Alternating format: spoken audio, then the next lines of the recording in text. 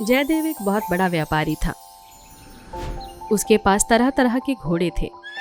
उसने अपने घोड़ों के नाम भी रखे थे। किसी का नाम एंजल, किसी का नाम रोज, तो किसी का नाम तेजा था।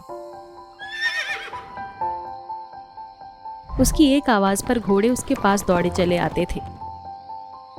जयदेव की सबसे बड़ी खासियत थी कि वो पशुओं की भाषा भी समझता था। उसके पास बहुत सारे दूसरे जानवर और पशु पक्षी भी थे। वो जब भी पशु पक्षियों की बातें सुनता तो कभी कभी हैरान हो जाता। सब सोचते हैं कि पशु पक्षी कुछ भी नहीं महसूस करते, पर इनकी भी छोटी छोटी खुशियां और तकलीफें हैं। एक दिन वो अपनी पत्नी के साथ अपने घोड़ों को देखने के लिए अस्तबल में गया।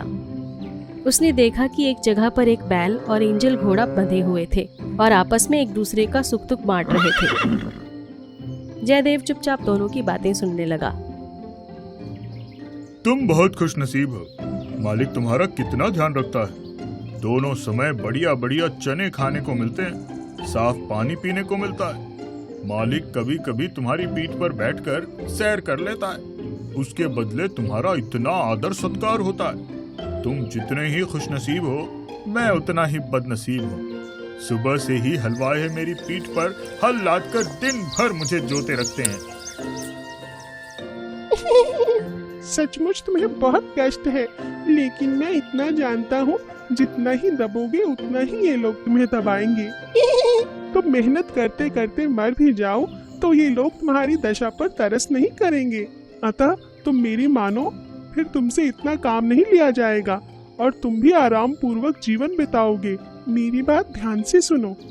अरे जल्दी बताओ मित्र, तुम्हारा बहुत बड़ा एहसान होगा मुझ पर।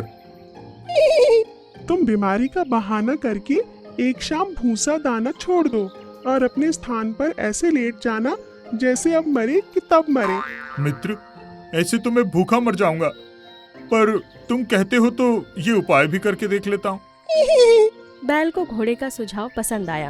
उसको भूख तो बहुत लगी थी, लेकिन उसने सानी की नाद में मुंह भी नहीं लगाया। दूसरे दिन जब हलवाहा बैल लेने आया तो उसने देखा रात की सानी वैसे ही पड़ी है और बैल जमीन पर पड़ा हाँफ रहा है। उसकी हालत खस्ता लग रही थी। उसकी आंखें बंद थी। ओह, लगता है बैल बीमार पड़ गया है। आज इसको हल में नहीं जोतूंगा, कल तक शायद ठीक हो जाएगा। यही सोचकर उसने हल को बैल में नहीं जोता। वो भागा हुआ जयदेव के पास गया और लगता है बैल बीमार है, क्योंकि उसने कल रात से ही कुछ भी नहीं खाया है। सारी सानी उसकी नाद में ही पड़ी है और वो जमीन पर पड़ा हाँफ रहा है। जयदेव पहले तो मुस्कुराया। वो तो पहले से ही जानता था कि ये सब उसने एंजल घोड़े की सलाह से किया है। उसको पूरा मामला समझ में आ गया। ऐसा करो, आज घोड़े को हल में जोत कर काम चला लो। अब बच्चों के होश ठिकाने आ जाएंगे। मियाँ की जूती मियाँ के सर। हलवाही ने तुरंत घोड़े को हल से जोता और खेत लेकर चला गया। घोड़े को उसने सारे दिन जोते रखा। इधर बैल दिन भर बड़े आराम से सानी खाकर जुगाली करता रहा। और वाह मेरे यार, क्या तरकीब बताई है। मेरे भी दिन फिर गए। बैल घोड़े को दुआएं देता रहा। जब घोड़ा थका हारा खेत से लौटा तो भाई, मित्र हो तो तुम्हारे जैसा। तुम्हारी सलाह के कारण आज मुझे बड़ा आराम मिला। घोड़ा गिरता पड़ता आया और अपनी जगह पर आकर चुपचाप खड़ा हो गया। अत्याधिक थकान की वजह से उसके मुंह से बोल भी नहीं फूट रहे थे। बदनसीब, तेरी ये गलत सलाह ने तेरे आराम में खलल डाल दी। अब तो तू गया काम से। बैल तो आराम करेगा और मालिक तुझे ही हल में जोतेगा। अब तो ये रोज का सिलसिला हो गया। बैल भूखा रहता और घोड़े को हलवाहा हल में जोत देता और पूरे दिन काम करवाता। 3 दिन के बाद जयदेव रात में अपनी पशुशाला का निरीक्षण करने गया। देखो तो सही, आज घोड़े और बैल क्या बातें कर रहे हैं। वो चुपकर दोनों की बातें सुनने लगा। कल सुबह जब तुम्हारे लिए भूसा और घास आएगा तब क्या करोगे? भाई, तुम्हारी सलाह ही मानूंगा। तुम्हारी वजह से ही 3 दिन से आराम से पूरा दिन कट रहा है। अरे नहीं भाई, ऐसा बिल्कुल भी मत करना, वरना तुम्हारी जान को खतरा हो सकता है। कल जब मैं शाम को वापस आ रहा था तो हमारा मालिक तुम्हारे हलवाई से कह रहा था यही कि अगर बैल कल भी कुछ ना खाई पिए तो किसी कसाई या चर्मकार को बुलाकर उसका मांस और खाल बेच देना। बीमार जानवर हमारे किस काम के? इसलिए मैं कल से बहुत चिंतित हूँ।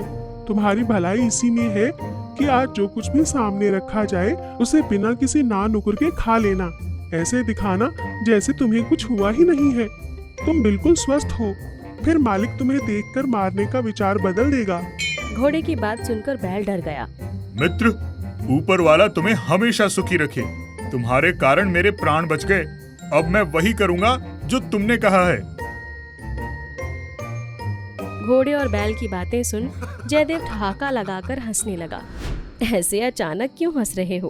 क्या हुआ, मुझे भी तो बताओ। कुछ नहीं, मैं ऐसे ही किसी बात पर हंस रहा था। आज मुझे पशुओं की भाषा समझने की वजह से कितना लाभ हुआ। पशु भी कम चालाक नहीं होते। घोड़ा अपने ही जाल में फंस गया, पर अपनी बुद्धिमानी से उसने कितनी सरलता से छुटकारा पा लिया। उसके बाद घोड़े ने कभी बैल को ऐसी सलाह नहीं दी जिससे उसी को तकलीफ उठानी पड़े।